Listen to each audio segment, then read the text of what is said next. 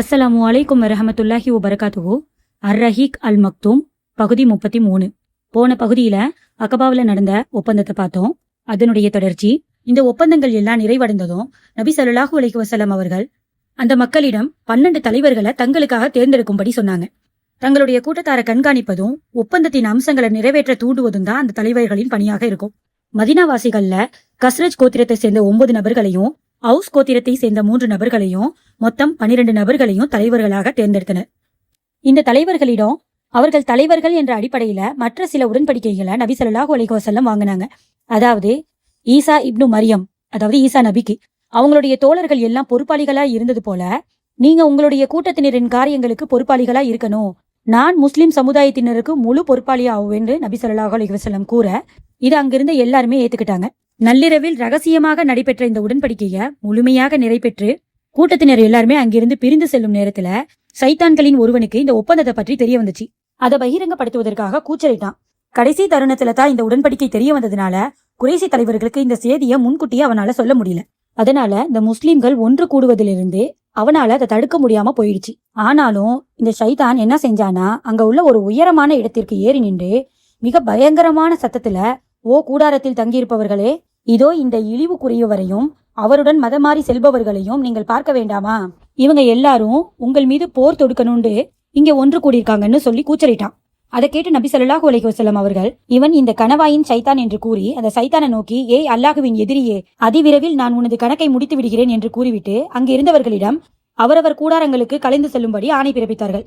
இந்த சைத்தானின் பேச்சை கேட்ட அப்பாஸ், உங்களை உண்மையை கொண்டு அனுப்பிய இறைவனின் மீது ஆணையாக நீங்க விரும்புனீங்கன்னா நாளை இங்கு தங்கியிருக்கும் மினாவாசிகள் அனைவர் மீதும் நாங்க வாளேந்தி போர் தொடுக்கிறோம்னு சொன்னாங்க. ஆனா அதற்கு நபி ஸல்லல்லாஹு அலைஹி வஸல்லம் அவர்கள், நமக்கு அல்லாஹ் இந்த கட்டளையை கொடுக்கலன்னு சொல்லி அவங்கள கூடாரங்களுக்கு போய் தூங்க சொன்னாங்க. இந்த உடன்படிக்கையின் செய்தி குறைசிகளின் காதுகளுக்கு எட்டுச்சு. அவர்களுக்கு மத்தியில பெரும் சலசலப்பு ஏற்பட்டுச்சு. அவர்களை துக்கங்களும் கவலைகளும் ஆட்கொண்டுச்சு. இது மாதிரி உடன்படிக்கை இருந்துச்சுன்னா அதன் முடிவுகளும் விளைவுகளும் எப்படி இருக்கும் என்பதை குறைஷிகள் நன்கு புரிஞ்சிருந்தாங்க. அதனுடைய நிலைமைகள் எப்படி இருக்கும்னு பயந்தாங்க. அதனாலேயே அதிகாலையில மக்கா வாசிகளுடைய தலைவர்களில் ஒரு மாபெரும் குழு உடன்படிக்கைக்கு தங்களது கடுமையான எதிர்ப்பையும் ஆட்சேபனையும் தெரிவிப்பதற்காக மதீனாவாசிகளிடம் வந்தாங்க. கஸ்ரஜ் கூட்டத்தினரே, எங்க கூட்டத்தை சேர்ந்தவரை எங்களிடமிருந்து வெளியேற்ற விரும்புறீங்களா? எங்கள் மீது போர் தொடுக்க அவருடன் நீங்களும் உடன்படிக்கை செய்கிறீர்களா?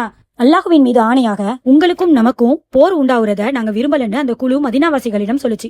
இந்த உடன்படிக்கை இரவு நேரத்துல ரகசியமா நடைபெற்றதுனால மதீனாவாசிகளில் இணை வைப்பவர்களாக இருந்தவர்களுக்கு இந்த உடன்படிக்கையை பத்தி எதுவுமே தெரிய வரல. இந்த மாதிரியான ஒப்பந்தம் நடக்கவே இல்லைன்னு மதீனாவை சேர்ந்த இணை வைப்பவர்கள் மறுத்தனர். மக்காவாசிகள் அப்துல்லா இப்னு உபைங்கிறவர்கிட்ட விசாரிச்சாங்க. அதற்கு இது முற்றிலும் பொய்யான செய்தி, எனது கூட்டத்தினர் என்னிடம் ஆலோசனை செய்யாம இது போன்ற செய்திகளில் இறங்க மாட்டாங்கன்னு சொன்னாரு.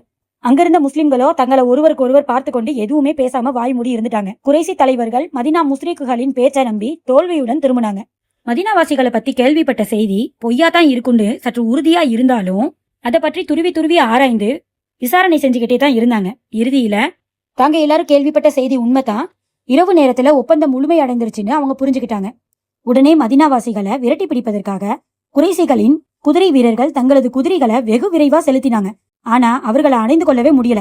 காரணம் என்னன்னா, நபி ஸல்லல்லாஹு அலைஹி வஸல்லம் அவர்களின் கட்டளைக்கு நீங்க மதீனாவாசிகள் வெகு விரைவாகவே தங்களது நாடுகளை நோக்கி பயணமாயிட்டாங்க.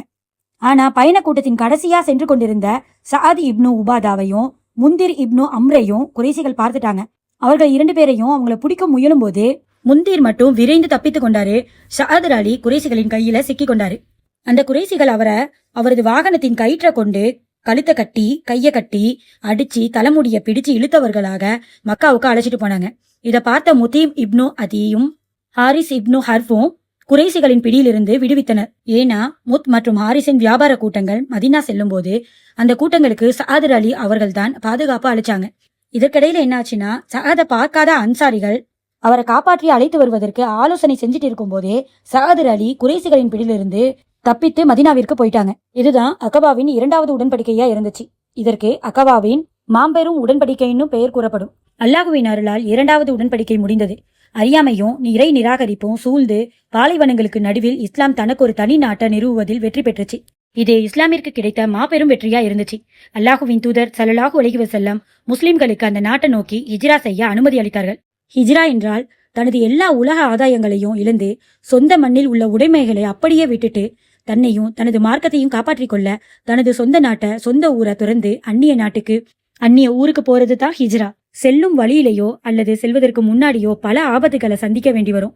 உயிர்கள் பறிபோகலாம், உடைமைகள் அபகரிக்கப்படலாம். போற இடத்துல எத்தகைய எதிர்காலத்தை முன்னோக்க வேண்டியிருக்குமோ, அங்கு என்னென்ன கவலைகளும் துக்கங்களும் துயரங்களும் மறைந்திருக்குமோங்கிற எதுவுமே அறியாத நிலையில மேற்கொள்ளப்படும் பயணமே ஹிஜ்ராவாகும். இதை எல்லாத்தையுமே தெரிஞ்சுதான் முஸ்லிம்கள் ஹிஜ்ரா செய்ய தொடங்கினாங்க. முஸ்லிம்கள் ஹிஜ்ரா செய்து ஓரிடத்தில் ஒன்று கூடிவிட்டால் தங்களுக்கு ஆபத்து எதுவும் ஏற்படலாம் என்று உணர்ந்திருந்த மக்கா முஸ்ரிக்குகள் முஸ்லிம்களை ஹிஜ்ரா செய்ய விடாமல் தடுத்தாங்க. இதற்கு சில உதாரணங்களையும் இங்கு பார்ப்போம். ஹிஜ்ரா செய்த முதல் கூட்டத்தில் அபு சலமாவும் ஒருத்தவர். அபு சலமார் அலி தனது மனைவியுடனும் தனது சிறிய குழந்தையுடனும் ஹிஜ்ரா செய்ய நாடிய போது அவரது மனைவியின் உறவினர்கள் அபு சலமாவை பார்த்து, நீ தான் எங்களை புறக்கணிச்சிட்டியே, நீ வேணும்னா இந்த இடத்த விட்டு போய்க்க, எங்களுடைய பெண்ணை ஊர் ஊரா அழைத்து தெரிய நாங்க அனுமதிக்க மாட்டோம்னு சொல்லி அவருடைய மனைவியையும் குழந்தையையும் அவரிடமிருந்து பிரிச்சிட்டாங்க. இதை பார்த்த அபு சலமாவின் குடும்பத்தினர், நீங்க உங்களது பெண்ணை எங்கள் குடும்பத்தாரிடமிருந்து பிரிச்சிட்டீங்க, அதனால நாங்க எங்க மகனுக்கு பிறந்த குழந்தைய உங்க பொண்ணுட்ட கொடுக்க மாட்டோம்னு சொல்லி சண்டை போட்டு அந்த குழந்தைய பிரிச்சிட்டாங்க. இந்த நிலையில அபு சலமா மதினாவை நோக்கி பயணமானாரு. தனது கணவனும் போய் குழந்தையும் பறி கொடுத்த உம்மு சலமாவின் உள்ளம் வேதனையால வெந்துச்சு.